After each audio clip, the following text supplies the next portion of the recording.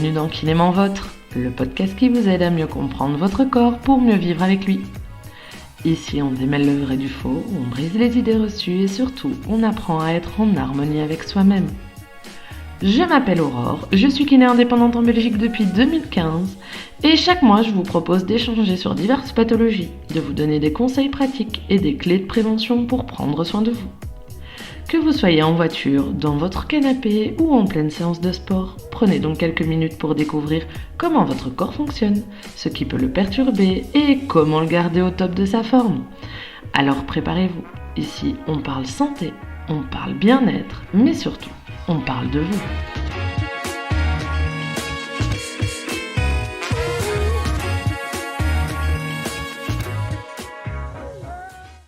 Je suppose que vous avez déjà eu mal au dos.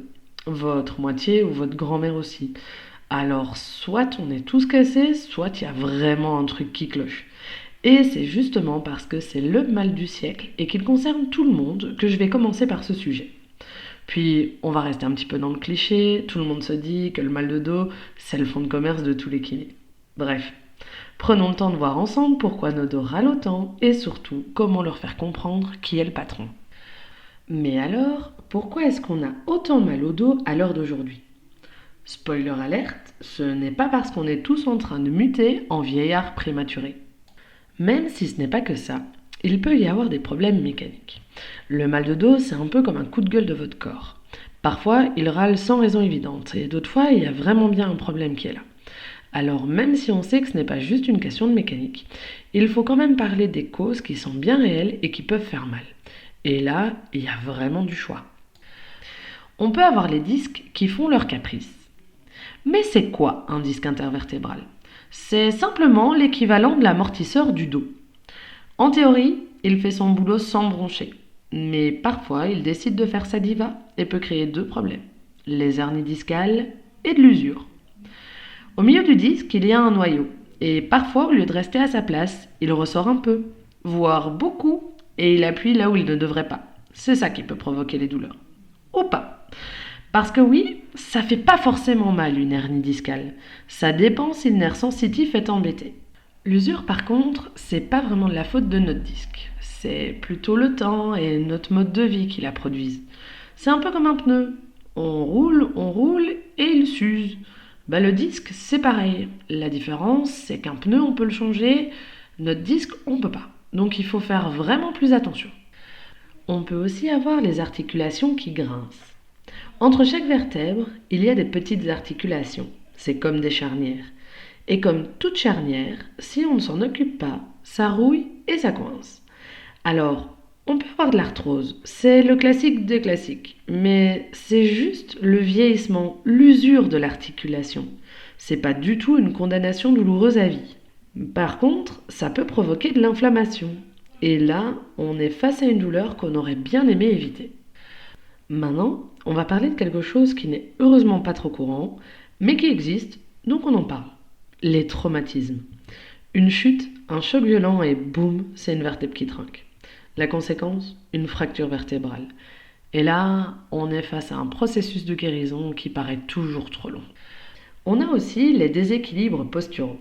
Autrement dit, des dos trop creux, trop bossus, des muscles trop tendus ou au contraire pas assez. Quand certains muscles bossent, d'autres sont en vacances et ça crée des compensations pas bien sympas. Sous-entendu, bonjour la scoliose quand on est en croissance et à des douleurs quand on est adulte. A contrario, un dos qui manque de force, c'est un dos qui galère à se tenir droit et qui va se fatiguer vraiment très vite. Pour en finir avec les problèmes mécaniques, on a les douleurs qui proviennent des nerfs et de leur inflammation.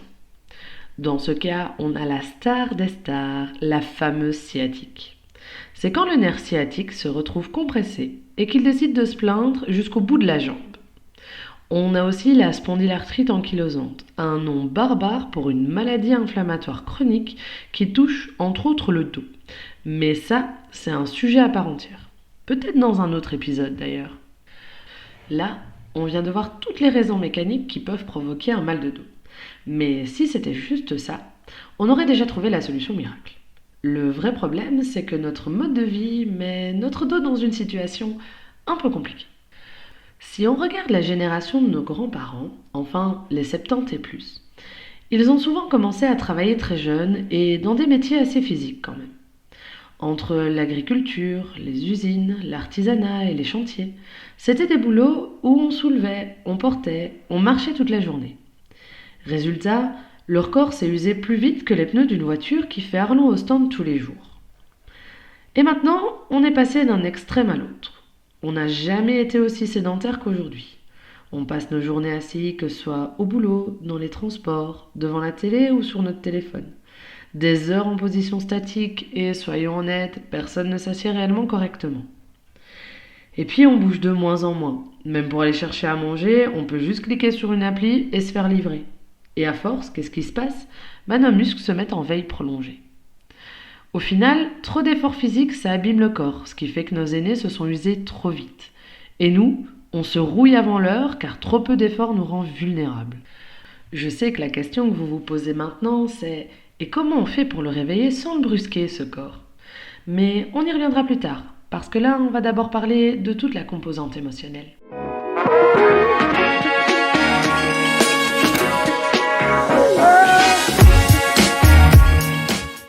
Tout ce qu'on ne dit pas, tout ce qu'on garde pour nous, et surtout en nous, notre corps nous le reclaque au visage, ou plutôt dans le dos à vrai dire.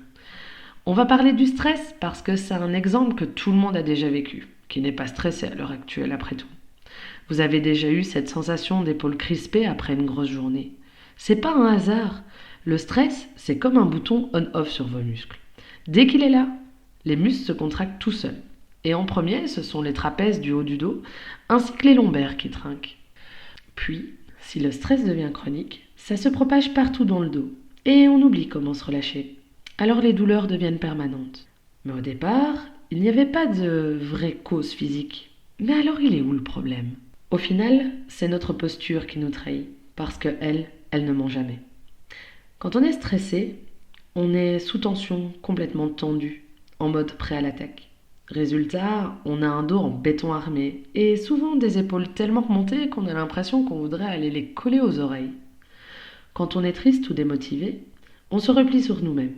Les épaules s'affaissent, la tête tombe en avant. Conséquence, on a beaucoup de pression sur le bas du dos et sur la nuque. On a un corps qui devient aussi mou que le moral. L'anxiété, c'est la posture la plus complexe. Extérieurement, on a l'air recroquevillé, tout replié sur soi. Mais à l'intérieur, les muscles sont en suractivité permanente. Ça donne une bombe à retardement musculaire qui explose en douleurs diffuses dans tout le corps. Enfin, on a la fameuse posture de l'adolescent. Celle-là, c'est une vraie spéciale. Un mélange entre j'ai la flemme de tenir mon propre squelette et je suis addict à mon téléphone. Dos arrondi, tête projetée en avant, c'est une nouvelle courbure vertébrale qui est en train de naître en créant un max de problèmes. Mais le pire, c'est le mental qui suit la posture. On a un corps avachi et un moral qui est aussi atteint de flémite aiguë. Bref, notre dos est un livre ouvert sur notre état émotionnel. Et s'il commence à trop parler, c'est peut-être qu'il est temps de l'écouter.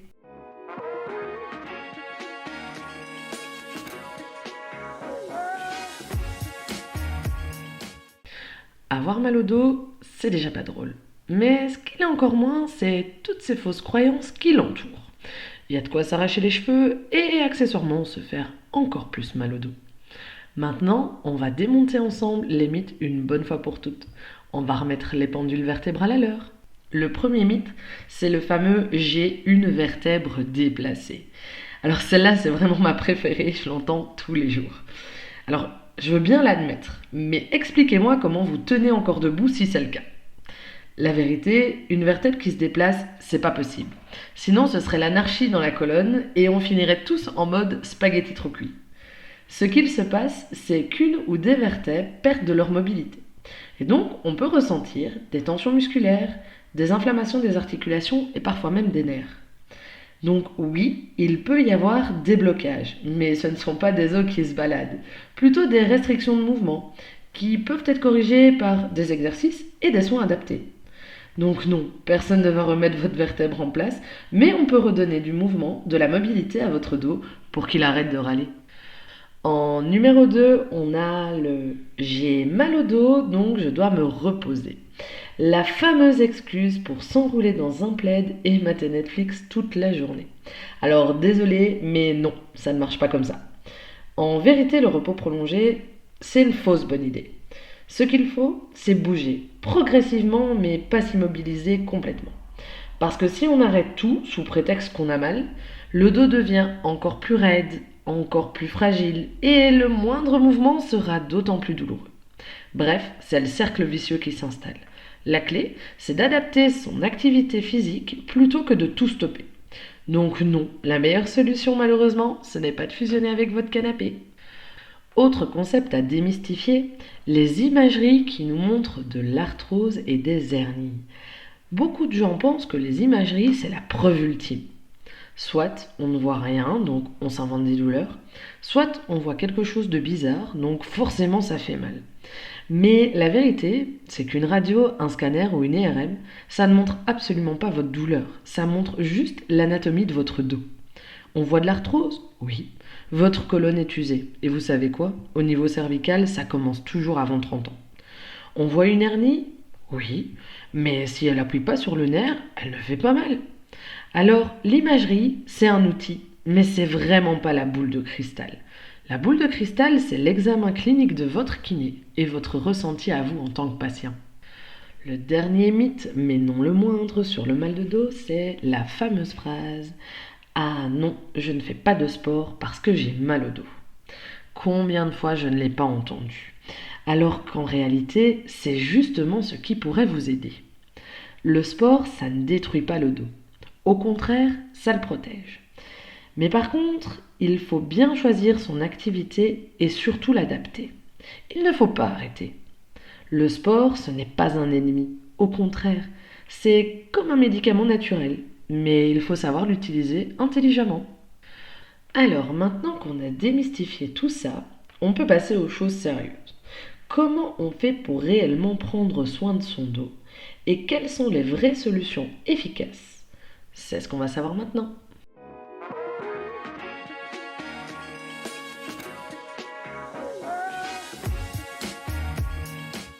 Maintenant qu'on a compris d'où vient le mal de dos et qu'on a mis KO quelques idées reçues, il est temps de parler de solutions. Parce que bon, tout ça c'est bien joli, mais concrètement, on fait quoi pour que notre dos arrête de râler? La posture, elle est importante, mais pas exactement comme on le croit. On entend souvent tiens-toi droit, redresse-toi, comme si notre dos pouvait se bloquer définitivement si on restait avachi trop longtemps. Mais en réalité, c'est un peu plus subtil que ça. Ce qui compte, ce n'est pas d'être droit 24 heures sur 24, mais c'est d'éviter de rester figé trop longtemps. On a des courbures naturelles au niveau du dos et elles sont importantes. Elles permettent une bonne répartition des charges et un meilleur équilibre musculaire. Si vous vous demandez à quoi ça ressemble visuellement, regardez sur internet, il suffit de taper courbure naturelle du dos d'un humain. Mais le problème, c'est pas réellement une mauvaise posture. Tous les corps font des adaptations parce que personne n'est complètement symétrique et n'est parfait. Ce qui pose problème, c'est l'immobilité prolongée. Peu importe comment vous êtes assis sur une chaise, dans un canapé, tant que vous variez les positions et que vous bougez régulièrement, votre dos sera content. Et au niveau de l'espace de travail, c'est la même chose. On vous vend des bureaux réglables, des chaises ultra ergonomiques et même des coussins spéciaux pour préserver notre dos, s'il vous plaît. C'est bien, mais ça ne fait pas tout. Bien régler son bureau, bien régler sa chaise, mais pour rester figé 8 heures d'affilée, votre dos il ne sera quand même pas content. L'idéal, c'est d'alterner les positions, de se lever toutes les 45 minutes, 1 heure et de bouger. En gros, la meilleure posture, c'est toujours changer de posture. Pour avoir un dos solide, un dos qui sait se défendre, on a 2 piliers essentiels: le renforcement et la détente du dos. Pourquoi renforcer son dos? Un dos bien musclé est bien plus résistant aux contraintes du quotidien. Ça permet d'éviter trop de compensation et donc des douleurs chroniques. Mais attention, quand je parle de renforcer son dos, je parle de le renforcer encore une fois intelligemment. Et je ne parle pas que des dorsaux ou des lombaires. Un dos fort, ça passe aussi par des abdos solides, des fessiers toniques et même des jambes bien musclées. Et alors, vous allez me dire, pourquoi détendre son dos aussi? C'est tout à fait l'inverse. C'est parce qu'un muscle trop crispé se fatigue vite et deviendra douloureux. Travailler la mobilité, les étirements, ça permet d'éviter des blocages et des tensions musculaires qui restent. Et la respiration, ça joue aussi un rôle énorme. Parce que oui, parlons-en de la respiration. Si vous croyez que ça n'a rien à voir avec votre dos, eh bien détrompez-vous. On va en revenir à notre exemple de tout à l'heure avec le stress. Le stress intense, ça tend votre dos. Et c'est normal. La raison principale, c'est votre diaphragme. En fait, le diaphragme, c'est le lien entre la respiration, le stress et les tensions dans le dos. Il est directement attaché à votre colonne vertébrale. Donc quand vous respirez mal, une respiration courte, bloquée, en mode je serre les abdos en permanence, vous créez des tensions inutiles dans le dos. En fait, le diaphragme, il fonctionne comme un piston. Et si ce piston est bloqué, ça met tout le système sous tension. La respiration, ça détend aussi l'esprit. Quand on respire profondément, on envoie un message à son cerveau en disant « tout va bien, détends-toi ». C'est une arme secrète contre le stress, l'anxiété et les tensions musculaires qui y sont associées.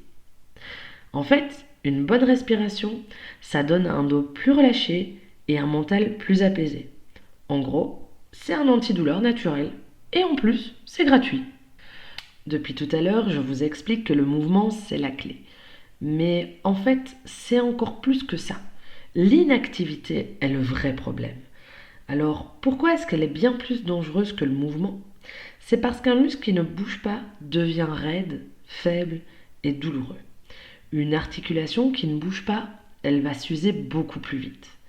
Et donc, un dos qui reste figé trop longtemps finit toujours par se plaindre.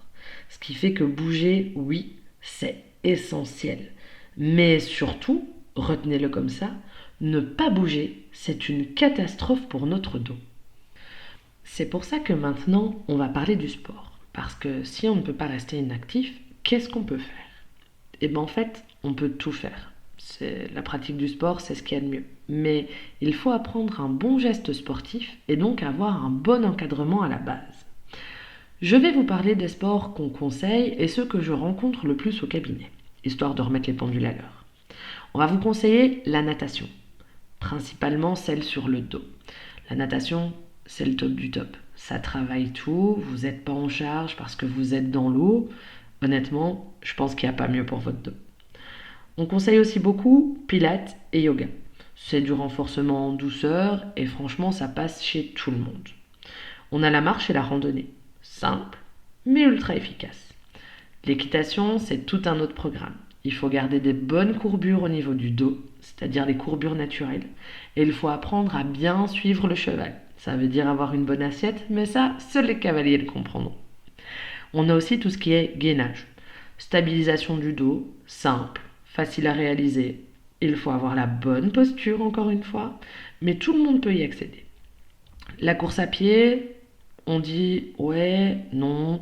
En fait, oui, mais il faut avoir un très bon amorti du pied. Si c'est pas le cas, effectivement, ça fait beaucoup de chocs. On a les sports de contact, le rugby, le judo, la boxe. Bon, j'ai pas de contre-argument, les chocs peuvent être violents pour la colonne, mais dans l'apprentissage, on apprend à se muscler dans le bon sens pour pouvoir tout encaisser. Et puis on a la musculation. Si c'est mal encadré, pareil, si les gestes sont mal réalisés, vous allez prendre un abonnement chez le kiné. Alors justement, pour finir ce podcast, on va parler de la kiné. Quand est-ce qu'on va consulter un kiné à votre avis? Si la réponse qui vous vient à l'esprit c'est quand j'ai vraiment mal, alors stop. Il ne faut surtout pas attendre que ça dégénère pour venir nous voir. Consulter un kiné dès qu'on ressent quelque chose, c'est prendre le problème tôt et c'est donc plus facile de le corriger. C'est un peu comme une fuite. Si vous attendez d'avoir un dégât des os, ça va être plus compliqué et plus long à réparer. En plus, si on attend trop, on risque de compenser et de créer des tensions ailleurs avec tous les problèmes que ça peut créer et que je vous ai expliqués. En plus, on va vous éviter de faire des bêtises, comme par exemple forcer sur un dos qui est déjà trop tendu ou faire des exercices qui sont vraiment pas adaptés à votre situation. Ce qu'on peut vous apporter aussi, c'est de comprendre pourquoi vous avez mal et comment agir dessus. On va identifier la vraie cause de la douleur et pas juste masquer le symptôme. On vous propose des techniques manuelles, naturelles, relativement douces, pour détendre et libérer les tensions. En plus de ça, on peut vous apprendre les bons mouvements adaptés à vous, à votre situation, pour que votre dos arrête de râler, mais surtout pour qu'il ne recommence pas. Alors si vous sentez que votre dos commence à se réveiller, ne laissez pas traîner. Un kiné, ce n'est pas juste pour réparer un dos cassé, c'est surtout là pour éviter que ça ne le devienne. Donc venez nous voir avant que ça devienne un feuilleton à suspense. Vous l'aurez compris, votre dos n'est pas un petit être fragile à surprotéger. Mais si vous lui faites vivre l'enfer, il saura vous le faire payer. Alors on bouge, on se renforce, on respire et surtout on évite de rester planté là comme un flamant rose sur une jambe toute la journée. Mais si malgré tout ça votre dos continue de râler, ne jouez pas les héros. Venez voir un kiné avant que ça ne devienne un scénario catastrophe. On est là pour ça. Et promis, on ne vous jugera pas. Ou juste un petit peu si vous mettez 6 mois avant de venir nous voir. Allez, prenez soin de vous et de votre dos. Et surtout, souvenez-vous, un dos heureux, c'est un dos qui bouge. À très vite pour un nouvel épisode. Ça y est, maintenant on en sait un peu plus sur notre santé. Mais avant de vous laisser filer, je voulais vraiment vous remercier. Vous. Oui, vous, de l'autre côté. Si vous êtes encore là, c'est que cet épisode vous a parlé. Qu'il vous a peut-être donné des pistes pour mieux comprendre votre corps ou pour prendre soin de vous autrement. Alors si vous voulez soutenir cette aventure, rien de plus simple. Un petit like, un partage ou même une recommandation à votre entourage, parce que la prévention, c'est un cadeau que l'on peut tous offrir. On se retrouve prochainement pour un nouvel épisode. Et d'ici là, bougez, respirez et surtout, prenez soin de vous. Mais genre, vraiment soin de vous.